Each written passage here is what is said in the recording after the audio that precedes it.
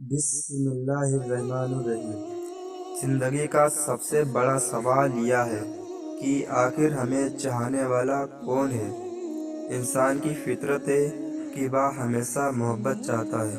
دل چاہتا ہے کہ کوئی ہمیں سمجھے، کوئی ہمیں چاہے، مگر حقیقت یہ ہے کہ دنیا کا چاہنا صرف سمت ہے۔ ماں باپ ہمیں چاہتے ہیں لیکن ان کی چاہت ایک عمر تک ساتھ رہتی ہے۔ بھائی بہن محبت کرتے ہیں لیکن حالات بدلتے ہی محبت بدل جاتی ہے۔ دوست ساتھ رہتے ہیں مگر جب فائدہ ختم ہو جائے تو دوستی بھی ختم ہو جاتی ہے۔ انسان اکیلا ہو جاتا ہے اور رو کر پوچھتا ہے آخر کون ہے چاہنے والا۔ قرآن کریم میں اس سوال کا جواب اللہ تعالیٰ نے دیا ہے۔ اللہ پرہیزگاروں سے محبت کرتا ہے، یعنی سچے چاہنے والا کوئی انسان نہیں بلکہ اللہ تعالیٰ ہے۔ نبی علیہ السلام نے فرمایا، بخاری مسلم میں ہے حدیث، جب اللہ کسی بندے سے محبت کرتا ہے تو جبرائیل علیہ السلام کو پکارتا ہے اور کہتے ہیں اللہ فلاں سے محبت کرتا ہے، تم بھی اس سے محبت کرو۔ پھر آسمان والوں اس بندے سے محبت کرنے لگتے ہیں اور زمین والے کے دلوں میں اس کی محبت ڈال دی جاتی ہے۔ بھائیو کر سوچو، اگر اللہ کسی کو چاہے تو اس کی عزت ہر دل میں بیٹھ جاتی ہے، اور اگر اللہ نہ چاہے تو دنیا کی ساری دولت بھی کبھی کام نہیں آتی۔ حضرت عمر بن خطاب رضی اللہ تعالیٰ عنہ کا ایک واقعہ یہ ہے۔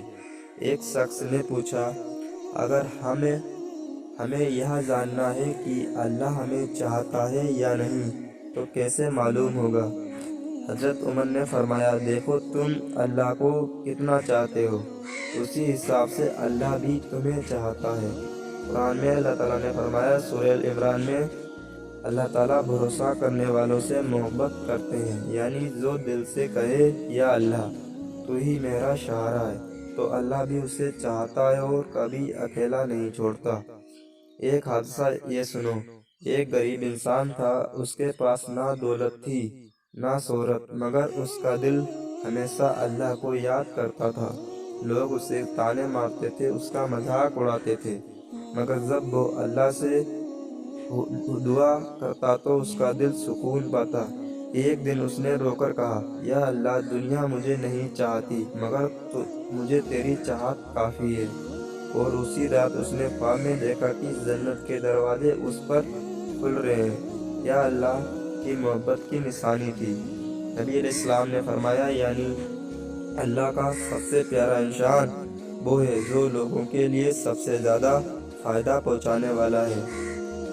یعنی اگر تم چاہتے ہو کہ اللہ تمہیں چاہے تو دوسروں کے لیے رحمت بن جاؤ، مددگار بن جاؤ۔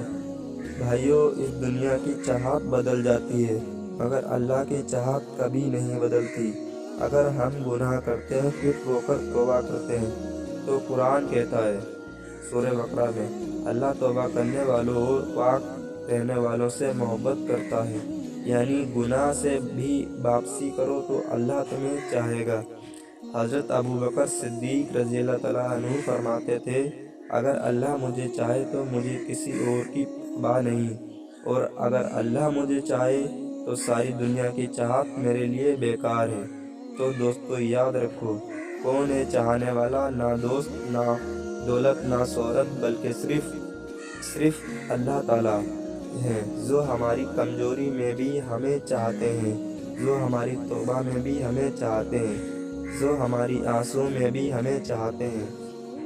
اور جب اللہ ہمیں چاہتا ہے تو وہ ہماری زندگی کو روشن کر دیتے ہیں، ہمارے غم کو خوشی میں بدل دیتے ہیں، اور آخر میں ہمیں اپنی جنت کا بارش بنا دیتے ہیں۔ میرا آخری پیغام یہ ہے، بھائیو، اگر دل میں کبھی یہ سوال آئے کہ کون ہے چاہنے والا، تو جواب صرف یہی ہے، اللہ ہی چاہنے والا۔ لوگ بدل جاتے ہیں، حالات بدل جاتے ہیں، مگر اللہ کی محبت کبھی نہیں بدلتی۔ تو اللہ سے محبت کرو اور اسی کو یاد کرو اور اس کی محبت میں زندگی گزارو۔ کیونکہ جس نے اللہ کو پا لیا اس نے سب کچھ پا لیا۔ بے شک سبحان اللہ، جزاک اللہ خیر۔ ملتے ہیں اگلی ویڈیو میں، جب تک کے لیے خدا حافظ۔